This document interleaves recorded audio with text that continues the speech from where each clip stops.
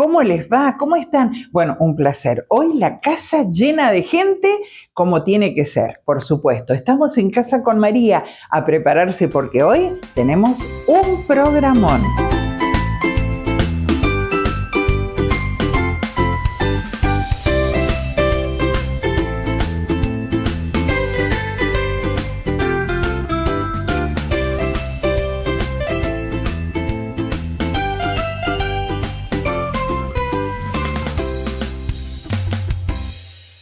Como siempre, el agradecimiento a la gente que nos acompaña. Casino Tower, a Roxana y toda su gente. También Su Destino, Sergio Dumé y su equipo de choferes.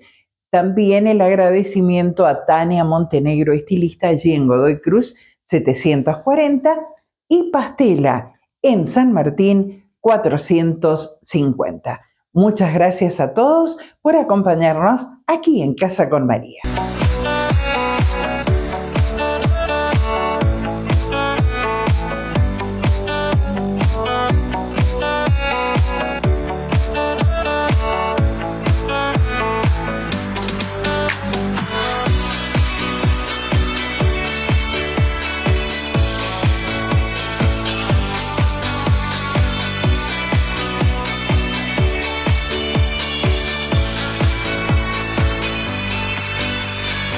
En Casa con María y recibimos a nuestra columnista Lorena Martínez. ¿Cómo estás, Lore? Hola María Inés, ¿cómo estás? Bueno, un placer. Siempre el placer es mío de recibirte aquí en casa. Siempre es un placer poder estar, venir, compartir, interactuar con todos los que estamos dentro de en la Casa con María.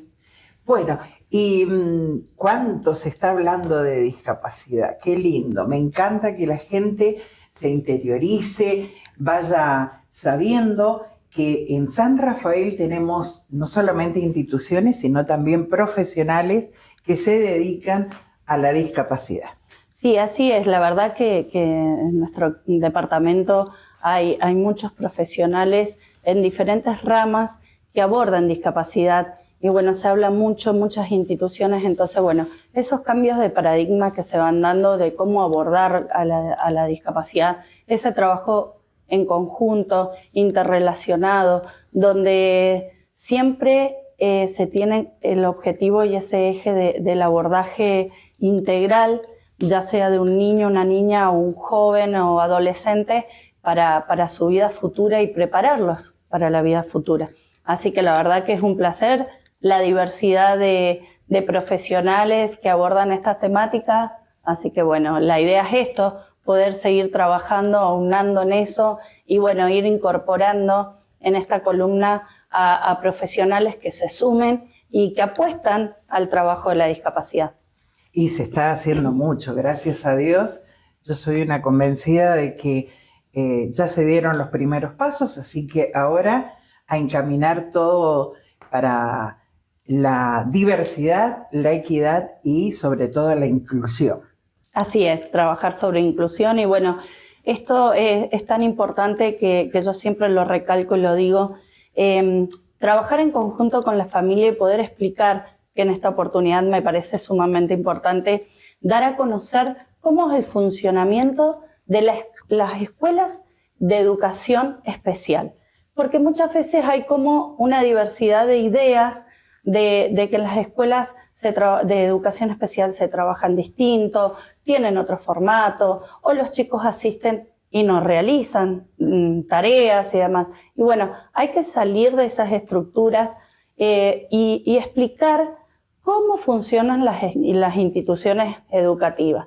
Funcionan como cualquier institución del medio, ¿sí? Como cualquier escuela perteneciente a la Dirección General de Escuelas. Totalmente, nos regimos bajo la Dirección General de Escuela, tenemos tanto ya sean el nivel inicial, nivel primario, y lo que se incorpora dentro de la educación especial es el nivel de educación integral, que como para que lo puedan entender, el nivel de educación integral es como el nivel secundario, ¿sí? Entonces nos regimos bajo diferentes diseños curriculares dentro de los saberes y los aprendizajes de los estudiantes.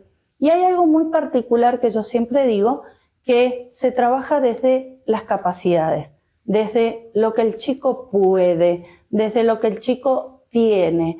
En ese cambio de paradigma no nos pasamos de que partimos de la necesidad, de lo que no tiene el estudiante para poder avanzar.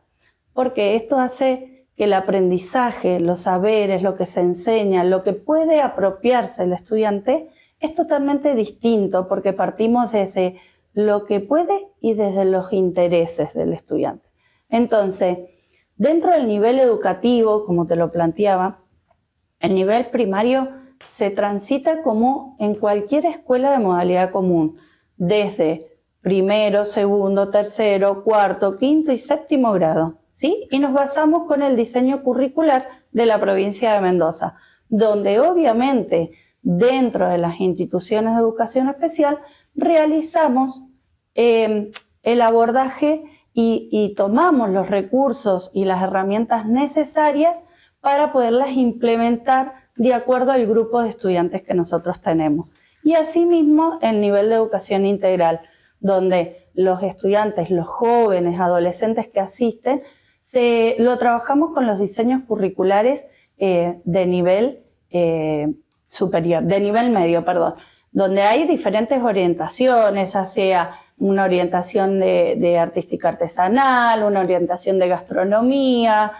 donde se trabaja también madera y mueble, metal mecánica, nada distinto a lo que es lo que se trabaja en la modalidad común, ¿sí? En modalidad especial se trabaja exactamente de la misma manera, donde implementamos diferentes recursos, estrategias, donde el mismo saber, lo que se le enseña al grupo de estudiantes, se aborda con diferentes estrategias, metodologías para que todos puedan acceder a eso.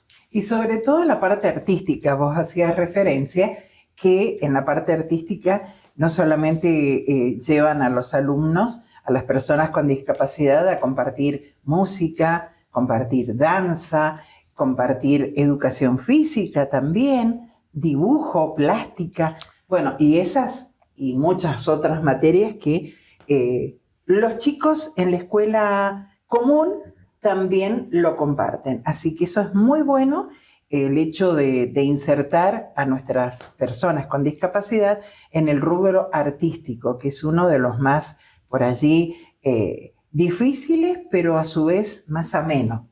Sí, nosotros desde nuestra institución, que yo lo planteaba, que llevamos más de 10 años trabajando como el eje transversal el arte, ha hecho también que tengamos un cambio dentro de nuestra institución, donde la formación, la orientación de nuestros estudiantes es totalmente distinta. Estamos hablando del IRIS, para que si ustedes recién están viendo nuestro programa. Un ejemplo muy particular es esto de plantear que en IRIS los chicos del nivel de educación integral tienen una banda de música que se llama Banda Elástica. Y ellos constantemente, a través de sus profes, que está a cargo el profe de teatro, que es Martín Guillén, y el profe de música, que es Sebastián Val, son profesionales del arte, que ellos tienen una diversidad dentro de la comunidad que trabajan, ya sea en la orquesta municipal o en bandas propias. Ellos fomentan todo el tiempo la capacitación de estos estudiantes. Sin ir más lejos, han estado siendo parte de una capacitación en la Casa del Tambor, con los chicos que están ahí. Entonces, eso genera un perfeccionamiento en los estudiantes, un crecimiento en su autoestima, en los saberes. Y bueno, esto es lo rico, esto de trabajar desde el arte, diferentes formas de comunicarnos. Y tienen dos grandes profesionales, tanto Martín Guillén como Sebastián Val. Palabras mayores. Son parte de este plantel que, bueno, tenemos la diversidad a través de la danza, herrería, madera y mueble, artística artesanal. Bueno, el arte nos llena de un montón de posibilidades, sobre todo para ellos. Cuando hablamos de posibilidades, hablamos de oportunidades.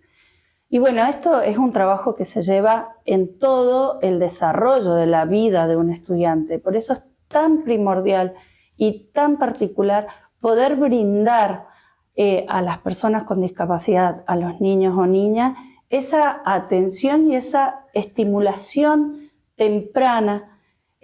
Cuando hablamos de atención y estimulación, hablamos de las primarias infancias.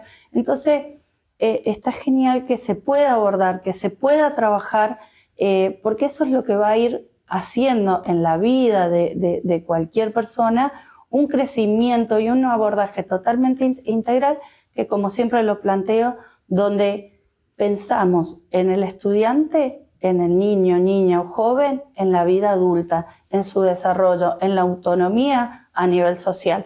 Entonces, por eso es tan importante esta parte del desarrollo, esta parte de esta atención y esta estimulación de la primera infancia, que bueno, ahí sería muy particular y muy necesario poder hablar con diferentes profesionales, como vos lo planteás al inicio del programa, que trabajan en discapacidad y que trabajan de manera mancomunada con diferentes áreas. Entonces, y no solamente profesionales, porque Lorena también ha traído como invitada a la familia, que eso es también integrar escuela, profesionales y la familia.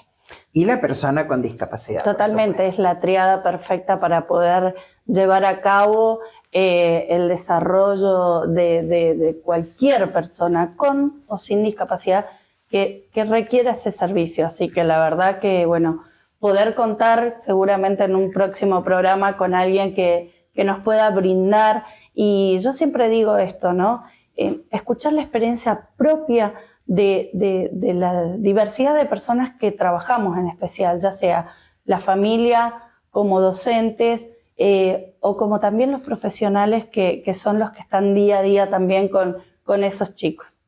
Es fundamental y para eso tenemos a Lorena, tenemos a Cecilia, tenemos esto de la inclusión, la diversidad, la equidad y la inclusión aquí en Casa con María. Muchísimas gracias, María Inés, un gusto poder estar un programa más con vos y bueno, trabajamos por eso, por la inclusión de todas las personas con discapacidad en este mundo, en la Argentina y obviamente que en nuestro querido San Rafael. Por eso no me equivoqué, eso entre ustedes y yo, no me equivoqué cuando convoqué primero a mi amiga Lorena, y luego a la profesional que es, porque sabía que estaba eligiendo bien. Gracias María Inés. Uno siempre trata de poder brindar desde la calidez y desde lo que uno vive a diario, qué es lo que es la discapacidad, cómo se trabaja discapacidad, y por eso me gusta tanto que lo puedan compartir y lo puedan vivir otras personas y venir y contarlo siempre de la propia experiencia, que eso es lo que nos nutre y lo que nos hace en tener herramientas, recursos y diferentes metodologías entre todos, trabajando por un mismo objetivo que, como siempre lo hablamos, la inclusión. Gracias. Gracias, María Inés, un placer. Se viene el Día del Amigo. Y para participar tenés que suscribirte a nuestro canal. Y en comentarios de nuestro programa En Casa con María, déjanos nombre y las 3 últimas de tu DNI. También lo podés hacer en nuestro Instagram o en Facebook. En Casa con María, festejamos el Día del Amigo. Y en Casa con María, hoy es un placer recibirlo a él, amigo de lujo. Hacía ya bastante que no nos veíamos, pero dije, no puede estar ausente de mi programa el arquitecto Horacio Márquez. ¿Cómo estás, Horacito? Qué placer tenerte hoy aquí en mi living. Igualmente, gracias, María. Te felicito por la casa tan linda que tenés, tan cálida. Y bueno, y el aporte que haces a San Rafael, ¿no? Y si de casas hablamos, bueno, él es un arquitecto ecológico, podría decir. Sí, claro. Bueno, ya hace años que mi profesión hizo un quiebre, Dios quiso que fuese así, por varias razones, y descubrí esto que es, como decís vos, proteger la naturaleza, básicamente. Entonces, ¿por qué no? La arquitectura podía acompañar eso y tener conciencia tanto del proyecto, de los diseños, y sobre todo, bueno, como hablábamos, de la educación, ¿no? O sea, crear conciencia en las nuevas generaciones, porque, bueno, nosotros ya estamos de alguna manera hechos o forjados en una sociedad en la que el profesional es importante, por supuesto, pero yo creo que también lo que viene en el futuro no es solamente delegar todo en un profesional, sino que todos los ciudadanos eh, sepamos un poco de todo. O sea, yo no te digo que los chicos o las nuevas personas van a ser los arquitectos o los médicos, lo que sea, pero no puedes delegar todo. Creo que es importante que, como eran nuestros abuelos, que eran los propios arquitectos de su casa y constructores. Bueno, pero a eso iba, Horacio, que la historia de la humanidad, vemos que gracias a Dios en otros lugares, en Europa y en otras regiones, sigue viva esas construcciones antiquísimas que ahora son museos, ahora son lugares que visita mucho el turismo, pero que perdura en el tiempo y es todo hecho con barro.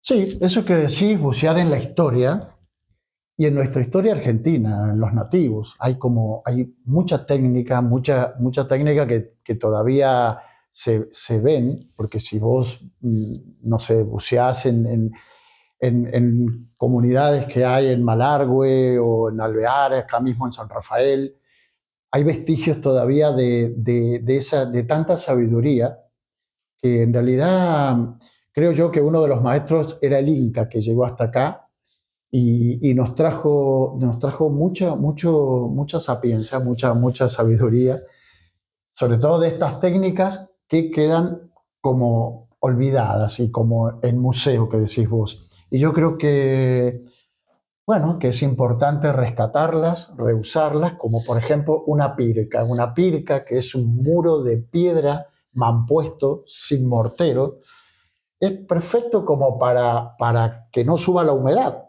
que es lo mismo que hacían los incas, por decir algo, pero en realidad en la montaña, en Malargüe, todavía se ven esos muros, o pueden ser cimientos, o sea, o un muro hasta 1 metro, ponele. A partir de ahí trabajás con otras técnicas. Bueno, la verdad que el tema es muy amplio. No te voy a preguntar cuántas técnicas usás vos, porque deben ser muchas. Sí, porque lo gracioso es que cada casa es un mundo. Entonces, Sí. a mí me gusta que cuando viene un cliente, yo le digo, bueno, mira, ahora vamos a jugar, a hacernos la casa. Hacernos, porque no vamos a ser a veces los 2 o los 3 arquitectos o los niños también. Entonces, jugar a ser arquitecto es participar del proyecto primero, y luego de la técnica en sí, o como obreros. Lo importante de estas técnicas que pueden ser mixtas, se pueden usar distintas técnicas, qué sé yo, tal vez podemos llegar a ver algo en fotos de lo que hacemos, pero todo tiene que ver con el lugar, con los materiales que haya. Se trabaja mucho con materiales reciclados. Y se usa mucho todas estas técnicas en la zona rural, sobre todo, ¿no? Donde estamos más cerca de la naturaleza. Sí, sobre todo por varias razones. O sea, tiene lógica esta porque por lo general a veces son ampliaciones o reciclados de casas ranchos o casas de fincas que se quieren ampliar. Entonces, siempre ahí hay mucho material, como te decía, en desuso, qué sé yo, desde adobe, palos, botellas, cañas, paja, todo lo que sea y depende de los recursos que tenga la persona, pero lo bueno es buscar en el lugar, sobre todo en una finca, imagínate la cantidad de material que hay, desde palos de alambrados, alambres, qué sé yo, lo que quieras. Entonces la técnica va a ir buscando primero el material que hay para poder hacerte tu casa. Y bueno, a partir de ahí, es usar la coherencia para hacer una casa en función del uso de los materiales, del frío, calor, qué sé yo, de lo que sea, y sobre todo también del estilo que va a querer tu casa. Por ejemplo, hay gente que qué sé yo. Por ahí queda la duda en la gente que nos ve y nos escucha decir, no, pero no son antisísmicas. Sí, son antisísmicas. Claro, sí, bueno, es un prejuicio, digamos, y que también se deben hacer cosas mal hechas también, por supuesto, pero en realidad, bueno, sí, son casas, tiene que ser una casa antisísmica, o sea, es fundamental. Sobre todo aquí en Mendoza. Claro, sí, una casa antisísmica, o sea, el proyecto va a pasar por etapas en la que una de ellos es hacer un análisis precisamente de una estructura reglamentaria que va a soportar, en este caso, un sismo. Puede ser el viento, la nieve o el peso propio. Todo eso, bueno, es parte de reglamentos cuando estos planos van a la municipalidad, y si no, cuando pasa a ser una casa en lugares, como decís vos, de montaña o de finca, que no necesitan tanta reglamentación, o algún día se harán esos planos, pero sí el estudio antisísmico que estamos hablando. Y la comodidad, porque he visto casas hechas también de barro y que tienen no solamente sirve para el verano porque son frescas, para el invierno son calentitas. Es algo maravilloso. ¿Cuántas casas has hecho ya ahora? Sí? No sé. Sí, más de 100 de este estilo, sí. Tengo la suerte. ¿Siempre acá en Mendoza o en otro lado? Empecé en Mendoza, sí. Y bueno, en Mendoza capital, donde vivía, pero ya hace como 20 años creo que vine para aquí, y a donde nací. Y bueno, yo siempre digo que nuestro jefe es el de arriba, es Dios, porque es un jefe y a veces es socio, a veces trabajamos juntos, porque es verdad, o sea, cuando uno se entrega, digamos, a esa fuerza divina, el proyecto y la gente vienen solos. Entonces, trabajar para eso es como trabajar para, más allá de trabajar en la tierra, es como pareciera un plan divino, ¿no? Entonces, hay como una responsabilidad mayor también de hacer las cosas lo mejor que se pueda. Por supuesto que a veces se cometen errores, que en este caso, cuando trabajas con palos, paja, tierra, bueno, se puede mejorar el error, se puede hacer de nuevo, se puede, qué sé yo. Uno aprende mucho de esos errores, precisamente porque lo que decías recién, esos maestros ya no existen. Y tampoco cuando nos preparan como arquitectos, no nos preparan con estas técnicas. Entonces, yo a veces he convivido con nativos y en otros lugares de Latinoamérica, porque en la convivencia aprendes con el trabajo, ¿no? Trabajas con ellos. Y a ellos. Través de la sabiduría de cada uno de ellos. Sí, entonces ellos te transmiten esas técnicas que decís, uno las aprende de ellos, porque en estas comunidades sí pasa esa de pasar la sabiduría o el conocimiento de boca en boca, de mano en mano. Entonces los niños, trabajan las mujeres, trabaja toda la familia haciéndose la casa, por ejemplo, y los que saben. Entonces esa sabiduría es muy fácil de pasarla porque la llevan consigo mismo. Te traje un hornero. Justamente eso te iba a decir.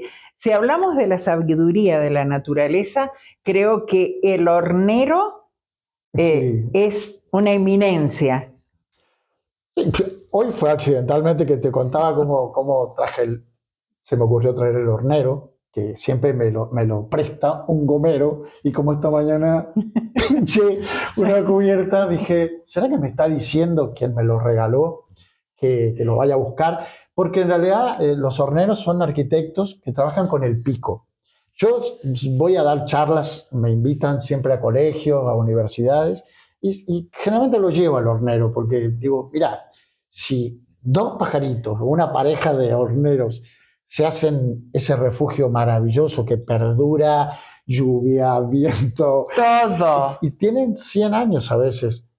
Vos fíjate, y lo hacen con su pico, con el barro, con la paja, con la saliva, y van haciéndolo de una manera exquisita, porque además no todos son iguales, y además la orientación me impresiona. Yo soy un observador, traje los negros, pero todos los nidos de pájaros o refugios que tiene cualquier animal, del campo, son tan arquitectos ellos. Tan sabios. Claro, porque es la observación la que los lleva a hacerse la casa con una orientación, no sé, norte, oeste, o se preocupan para que esté bien orientado, como decís vos, porque cuando venga el depredador, que a veces es otro bichito, ellos se cubren o se protegen, y el proyecto, con la abertura esa de la puertita, no sé si estás enfocando el nido, el hornero, tal cual.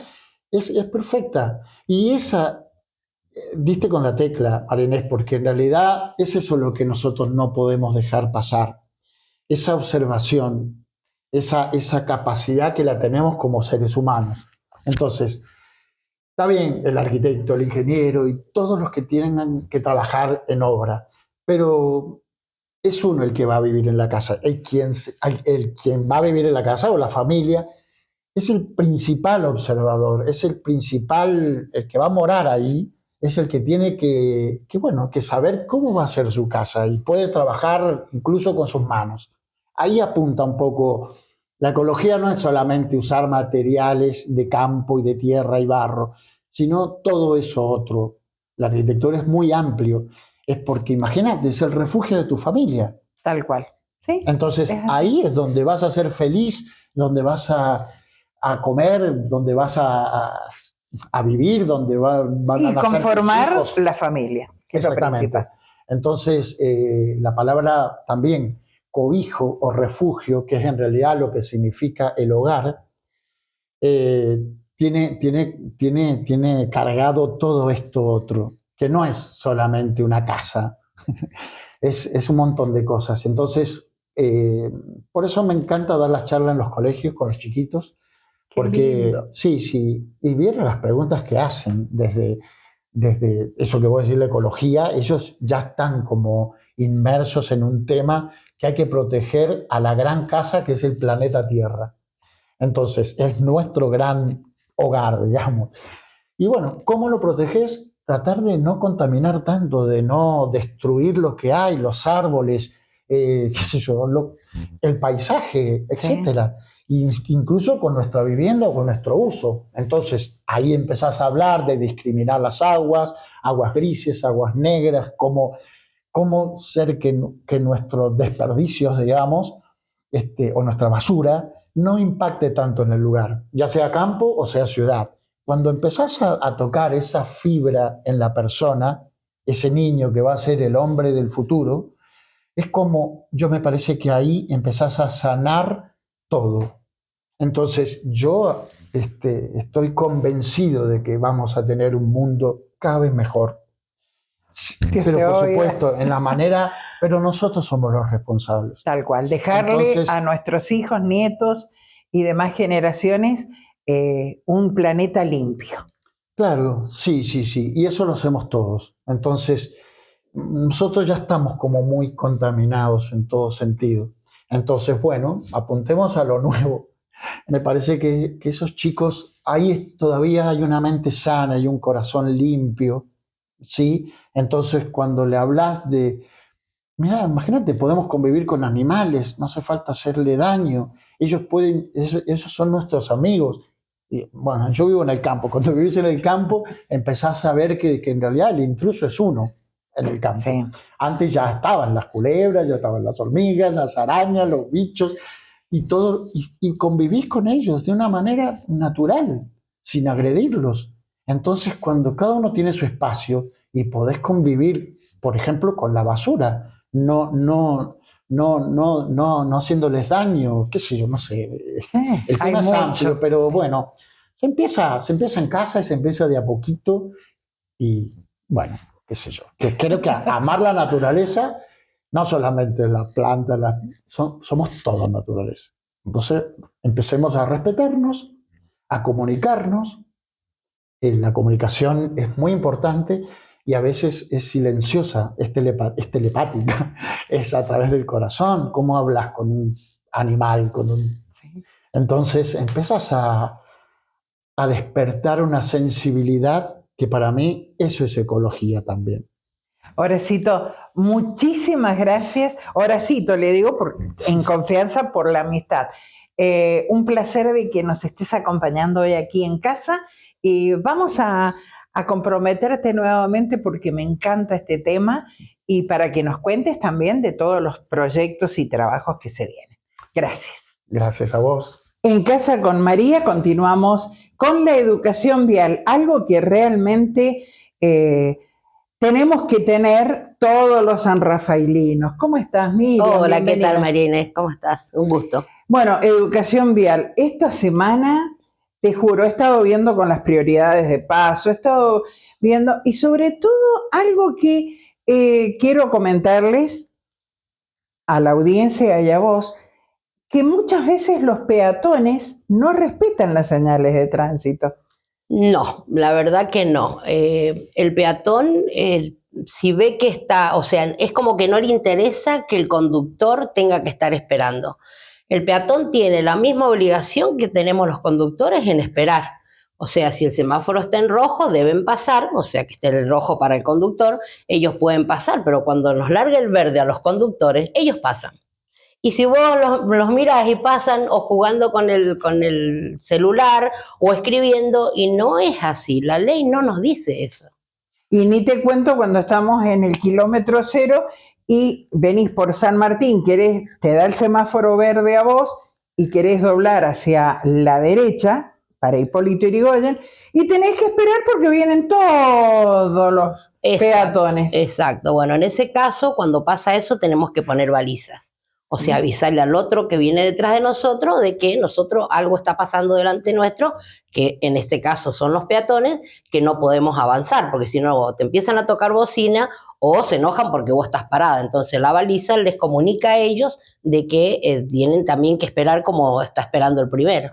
¿Y qué pasa, Miriam, en las rotondas? Bueno, el problema de las rotondas, fíjate que con el tiempo que hace que está la educación vial y que estamos siempre enseñando, hay gente que no sabe entrar a una rotonda. O sea, o entra y se queda parado porque le gana el otro que va a entrar y se queda parado dentro de la rotonda. La rotonda es un lugar donde nosotros nunca podemos pararnos. Tiene derecho, o sea, la prioridad la tiene el que está dentro de la rotonda girando, ¿sí? El que va a entrar es el que debe esperar, por eso está el cartelito "ceda el paso". Bien, pero no lo respetan tampoco. No lo respetan tampoco, exactamente, no lo respetan. Acá encara el que tiene más coraje, digamos, en ese sentido, y no es así. La rotonda se debe respetar y el que tiene prioridad de paso es el que está girando dentro de la rotonda. Es un organizador vial, o sea, nunca lo podemos tener congestionada la rotonda. ¿Qué pasa en esos casos con los peatones? Porque hay sendas peatonales en los costados de lo que es la rotonda y ahí en ese caso también el peatón debe detener. Debe detenerse, el peatón debe detenerse y respetar las normas de tránsito como respeta el ciclista, el motociclista, el automovilista, todos debemos respetarlo. Algo importantísimo que también he visto últimamente es el tema de las motos y las bicicletas sin ninguna señal. No tienen dispositivos no tienen luz. Hay motos que en altas horas de la noche y en calles oscuras van sin luces. Mira, es un peligro. Es un peligro. Van sin luces y con ropa oscura, que eso es lo peor también. O sea, las luces las tiene que tener la moto como todo, como es vehículo, digamos. Pero al menos tendrían que obligarles un chaleco, algo que veamos nosotros, porque si a vos te encandila el de frente, no los vemos. No. Desgraciadamente no lo vemos, pasa como el ciclista, el motociclista. Hay motos que te encontrás en la calle que no tienen luces. No, y realmente me dan ganas de detenerme y decirle, joven o señor, usted está jugando con Con la vida, Con la vida. y la vida vale mucho. Yo siempre les digo a los alumnos que nosotros todas las personas tenemos la obligación de, desde el momento que están haciendo el curso, también nos tienen que ayudar a educar. ¿De qué manera? Si un automovilista no respeta la senda peatonal, nosotros tenemos que decirle, señor, retroceda un poquito porque me está ocupando la senda peatonal. Hay gente que no la respeta la senda peatonal y el peatón tiene que pasar por cualquier lado, y no es así. Hay otra cosa que es importante y quería decirlo. Siempre tiene prioridad el de la derecha, que es lo que hemos hablado siempre. Yo tengo una pregunta, María Inés, te voy a poner en un compromiso. Cuando vamos por la vereda, ¿por dónde tenemos que ir? ¿Cómo crees vos que tenemos que caminar? ¿Por la derecha o por la izquierda? Y por la vereda, cuando vas transitando por la vereda. Y no, yo para mí en cualquiera de los dos lados. Debemos transitar por la derecha. También en la vereda. También por la vereda. ¿No te ha pasado a veces de que vos vas por una vereda y te llevan por delante la gente? A lo mejor vos vas por la derecha y la gente te lleva por delante. Que va caminando, el peatón, digo. Ah, mira. Claro, tenemos que caminar. Nunca. Lo estoy aprendiendo hoy. Tenemos que caminar por la vereda, cuando vamos por la vereda, pero también por la derecha. Entonces no nos llevamos por delante a la gente. Dos cosas también que quiero destacar. Y yo me voy a tomar la mea culpa, porque muchas veces he tenido que ir de un lugar a la vereda de enfrente y no voy hasta la esquina a la senda peatonal, cruzo por la mitad de la avenida. Claro. Y eso está mal. Está mal, nosotros tenemos que cruzar por la senda peatonal, caminar un poquito más, pero la senda peatonal es para el peatón. Por la mitad de la avenida, si a vos, ni Dios permita, o a cualquiera, hay un accidente, no tenés tanto derecho de reclamar como si a vos te llevan por delante en la senda peatonal, porque vos en la senda peatonal es donde vos tenés que estar.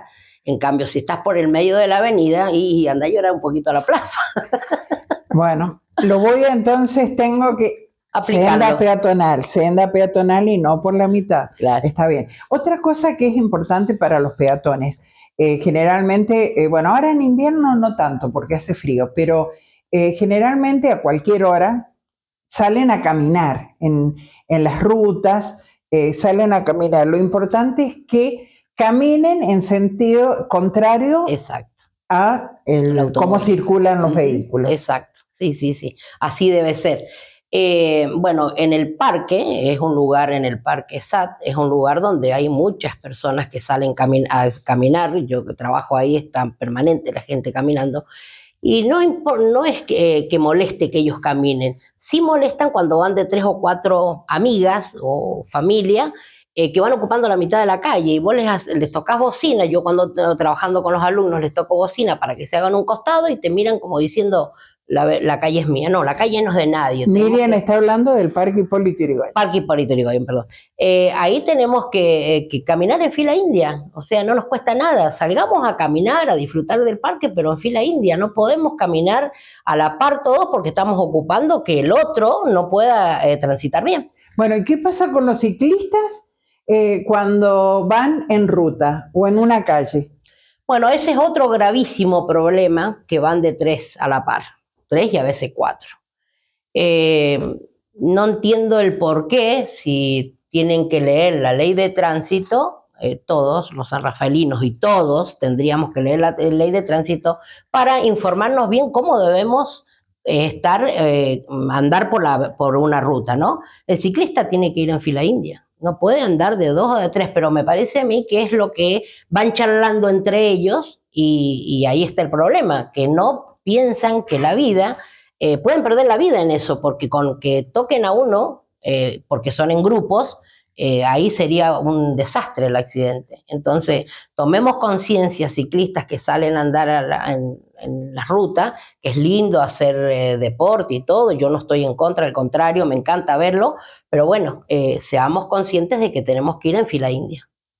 Miriam, muchísimas gracias.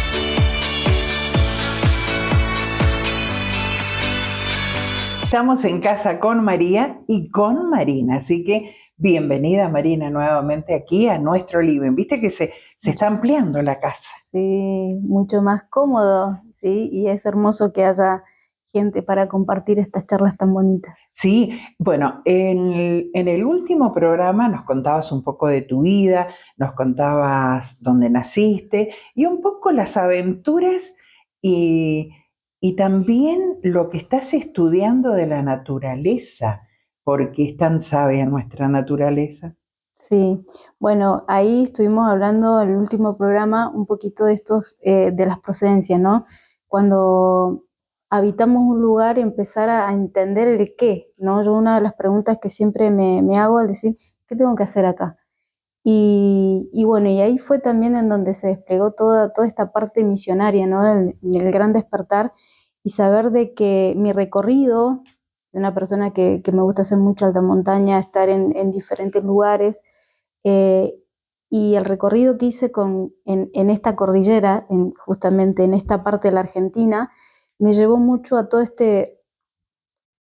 a integrar toda esta información sobre Kundalini y la conexión con la red planetaria. Y yo creo que esta conexión nos hace sentir más vivo, ¿no? Porque es el conectar de una forma coherente con lo real, con lo que tenemos, el aquí y el ahora. Y cuando empecé a conectar con energía Kundalini, vi todo ese recorrido que va haciendo en la red planetaria y por civilizaciones anteriores, ¿no? En donde estuvo mucho tiempo impregnada, implantada justamente en los Altos Alpes, en toda la zona del Himalaya. Y hoy que esté haciendo como una misión planetaria, trasladándose justamente a las tierras andinas, ¿sí? A los Andes andinos. ¿Y cuál es la misión, no? Creo que hay un punto muy alto, frecuencial, que hoy nos indica en toda América, que es Aconcagua, y ahí es donde se encuentra todo el núcleo, todo el nódulo energético. Es ahí en donde irradia toda la vibración hacia todo el recorrido de la columna vertebral del planeta, que es la cordillera de los Andes. Y bueno, y ahí como el libro lo que va haciendo un recorrido, tanto en mi experiencia personal, este llamado, cada cosita que está como desarrollada en el libro es una experiencia y es una vivencia y es una información también, ¿no? Como uno va llegando a diferentes puntos y llega a ese registro de la Tierra y más allá de un recordar de una vida anterior, es un recordar de nuestro ADN, ¿no? Esta información que fluye adentro de nosotros y el poder, creo que la obra del arte, tanto el dibujo como la escritura, ¿no? y las canciones, ¿no? Nos brindan esta expansión y esta manifestación para poder comunicarlo. Son vías y herramientas de comunicación. O sea que el hecho de que la energía hoy se esté centrando en lo que es la cordillera de los Andes significa que somos privilegiados los mendocinos, y en este caso Marina González, de poder estar tan cerca y poder captar lo que la naturaleza y la energía nos brinda. Sí, yo creo que hoy este punto me corro un poquito de lo que es el país, la Argentina y la provincia en este minúsculo, ¿no? Punto del planeta está teniendo una vibración y una procedencia muy significativa para todo el desarrollo evolutivo del planeta y también para los tiempos que vienen y todo el desarrollo que vamos a ir teniendo evolutivo como humanidad. Creo que esa es, hablando del programa anterior y como encauzando un poco la misión, creo que uno primero en su desarrollo del propio ser y en el camino de sanación integral va buscando ese yo interior, sí, esa conexión con su ser superior y el poder encastrar o decir, bueno, esta pregunta, ¿no? Que yo creo que hoy cada vez es más repetitiva y nos la hacemos más, el para qué estoy acá o qué tengo que hacer acá, ¿sí? Entonces creo que la Tierra y cada punto geográfico del planeta también tiene una misión y bueno, es ir encontrando, ir como ordenando toda esa información. Yo sé que va a despertar muchas preguntas y me encanta hacer polémica y que sigan surgiendo un montón de preguntas porque así es como vamos a seguir evolucionando y vamos a seguir despertando todo el tiempo el poder integrar información, el para qué y por qué, ¿no? Marina, vos sabés que aquí en el sur mendocino tenemos un astrónomo que es, yo digo que es una eminencia, y así no solamente lo digo yo, como es el caso de Jaime García, que lo tenemos y tenemos la dicha de tenerlo aquí en San Rafael. Jaime también habla de que tenemos el mejor cielo, yo creo, del planeta aquí en Mendoza, en cuanto a poder vivenciar la energía que nos llega también de las estrellas, del cielo, y es una amalgama entre la montaña y el cielo, la energía, ¿no? Exacto, sí, como mi explicación puede ser un poquito más cuántica, más mística, sí, es un punto muy abierto de fluidez energética entre la red interna y la red externa, que justamente es lo que va conectando y va haciendo fluir toda la información. Y es decir, ¿por qué? Bueno, ese es el privilegio que tenemos en nuestro entorno, lo puedo decir así, ¿no? Y la bendición. Y saber qué tenemos que hacer con eso. Creo que somos grandes guardianes y a medida que vamos tomando significancia del por qué y para qué, creo que poder sentir ese privilegio que tenemos eh, nos hace más bien pensar y razonar mucho. Bueno, y así han llegado muchísimos especialistas en la materia que han llegado de otros países para conocer nuestro cielo, y a través de la maquinaria y de lo que hoy nos brinda Internet, poder vivenciar esa experiencia de saber que tenemos uno de los mejores cielos, y somos agraciados de tener la montaña, como es el caso de los Andes, tan cerquita y que nos pertenece. Sí, muchas veces cuando he hecho conferencias o hablar también, ¿no? Cuando uno eh, decís como tu ubicación geográfica en diferentes lugares, ¿no? Que me ha tocado hablar y explicar, comunicar, más que nada. Cuando le decís tu lugar de procedencia es como, ay, cerquita de Aconcagua, es como que también la información está, y creo que esta es la misión de esta nueva Argentina que se está transmutando y se está transformando, el poder tener el significado de qué hacemos y para qué, y también valorar y cuidar lo que tenemos. Qué importante. Bueno, vamos a continuar con este tema, ¿no? Sí. Hay mucha tela para cortar, como dicen, así que, bueno, agradecerte y ya nos vemos prontito. Bueno, María, muchas gracias. Se viene el Día del Amigo.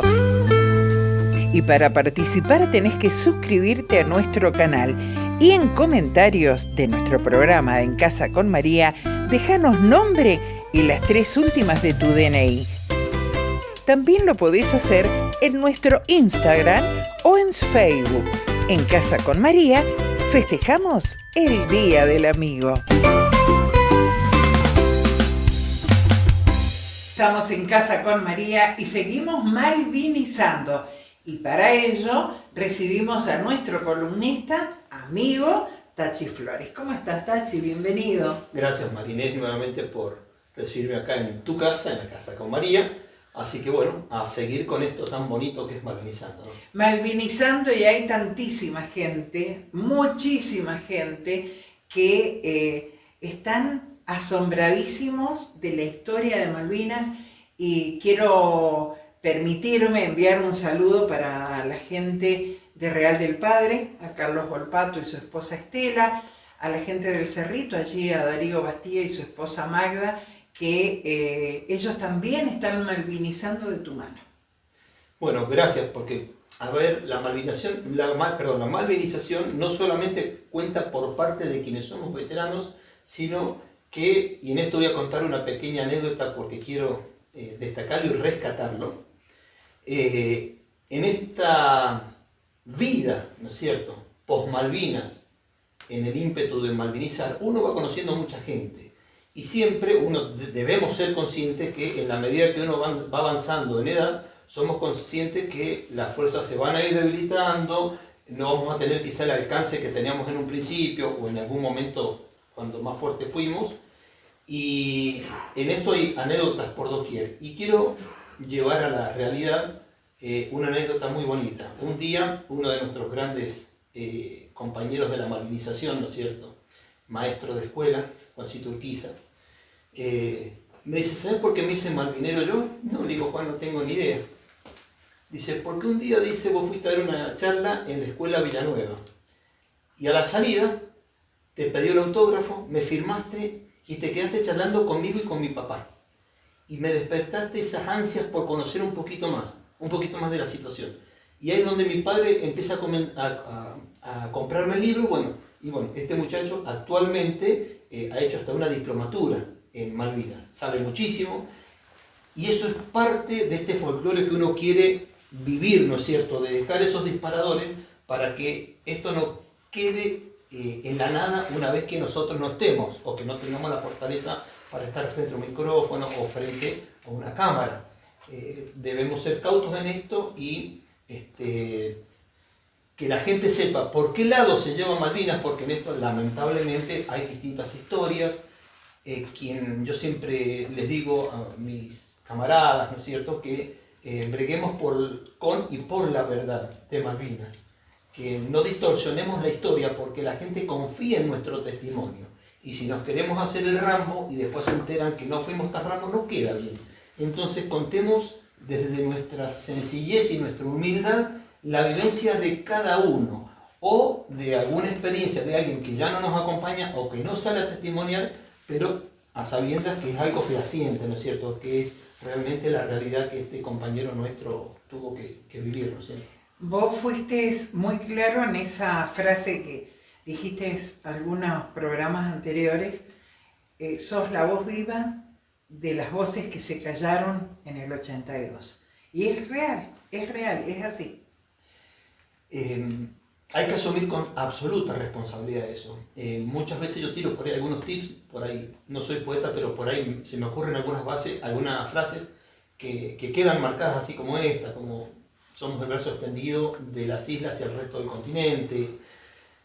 Y tenemos que bregar por ese lado, ¿no es cierto? Tratar de concientizar a la sociedad de lo que se vivió, de nuestra gran responsabilidad a pesar de la edad. Yo hoy con 62 años por ahí, trato de irme un poquito para el 82 y no sé si sería capaz a mis 62 ahora de hacer lo que hice en el 82. Por las venas corría sangre argentina, corría patriotismo, porque eso fue lo que nos marcaron a fuego nuestros jefes. Mucha adrenalina. Mucha adrenalina, y por eso hay una afirmación en donde un oficial dice, no existe el frío, no existe el hambre, solo Dios y la patria. Y eso fue lo que nos enseñaron. Habrá sido a través de muchas charlas, de sus accionarios, habrá sido todo con un propósito. Yo me acuerdo que por ahí cuando estábamos estudiando, en pleno invierno te daban de postre un helado, si no van a destruir la garganta. En verano te dan un guiso, pero es parte de la preparación. Es parte de esa preparación. Te hacen realmente padecer, ¿no es cierto?, algunas situaciones, porque justamente partiendo de la premisa que uno no entra en una fuerza armada pensando en una guerra.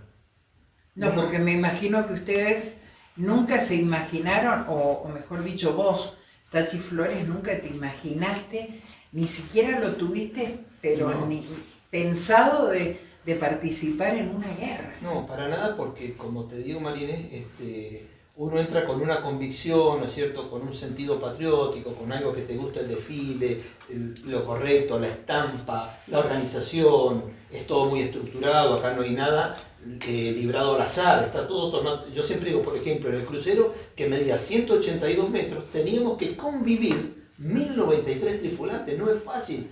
Desayunar, almorzar, merendar, cenar, ir al enfermero, al médico, que te asista ante cualquier situación. No pones una rampa y te bajas y vas a enfermería en tierra firme. Tenés que seguir navegando, entonces tiene que estar todo absolutamente estructurado, pero en cuanto a lo organizacional, ¿no es cierto? Por eso es que se hacen turnos. Bueno, es una mini ciudad en 182 metros.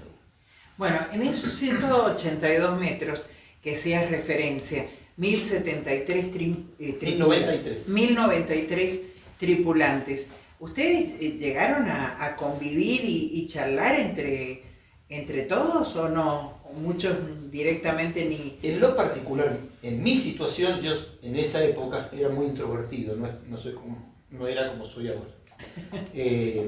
Y en esa época, por ejemplo, a mí nos habían adoctrinado en esto. Cuando terminamos de estudiar, que te destinan siempre, nos dijeron, así medio de camuflado, ¿no es cierto? Sí. Si te tocó un destino con mucha gente, va a ser una segunda ESMA. Te van a tener sonando, hay que cuidarse de las sanciones disciplinarias, pero las sanciones es lo que hacen al currículo, nuestro expediente, a ver si después ascendemos normalmente una vez que rindamos, o por más que rindas bien, si no tenés un buen currículum, en cuanto a las sanciones disciplinarias, no vas a ascender. Y tu promoción se te empieza a escapar. Es como si repetís de año. Exacto, sí, Así. tal cual. Bien. Entonces, ¿qué hacía? Cuando dicen crucero Belgrano, que era el segundo destino de mayor cantidad de gente, era el portaaviones el más grande, y después seguía el crucero Belgrano, por lo tanto, debíamos cuidarnos. Más los que éramos nuevitos, en comisión, no estábamos destino, entonces yo hacía todo el desayuno, lo que corresponde, merienda, no me juntaba, no iba a ver a nadie, tenía amigos, pero no los iba a ver a nadie, yo era absolutamente estructurada mi trabajo. Tu día a cotidiano. día. Entonces, la charla mía en esta distensión, ¿no es cierto? Si no entramos en combate, ¿no es cierto? Se hacían simulacros. Cuando se entra en el simulacro, te avisan, simulacro de ataque, entonces se apagan todas las luces, solo quedan unas tulipas de color rojo adentro para que tu adversario no detecte ninguna luz, porque si no, vos estás buchoneando tu propia posición. Sí. Entonces, solamente luces internas, muy tenues y rojas. De esa forma, ¿no es cierto?, se transitaba una supuesta navegación de guerra. Cuando entrabas en navegación de placer, se vuelve a la guardia normal, no hay guardia recargada, y ahí, si no tenés ningún trabajo a realizar, te pones a tomar mate, lees un libro, escuchas radio, normal, como si estuviesen en el living de tu casa, no hay problema. Nada más que no se ve la costa. Que no, muy difícil.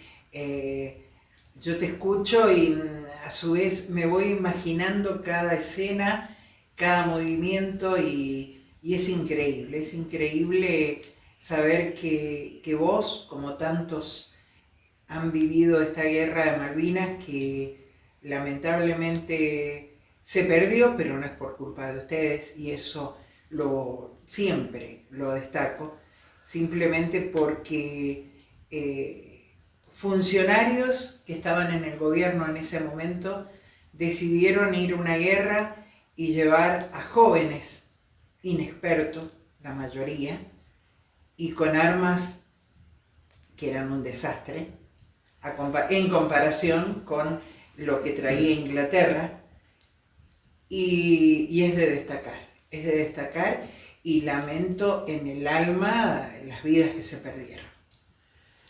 Fue una situación muy compleja, ya tendríamos que hablar de política internacional, de globalización, de política institucional también. Es un tema más espinoso, muy largo, muy profundo. Sí, no. A ver, tendríamos que tener muchos datos para hacer un análisis más fino, ¿no? Uh-huh. En ese momento fuimos algo tipo criollo, ¿no es cierto? Al frente, ¿sí?, a matar o morir, sí. No se pensaron muchas cosas. Desde nuestro lado, hay que ir y nos sentíamos un elegido y vamos a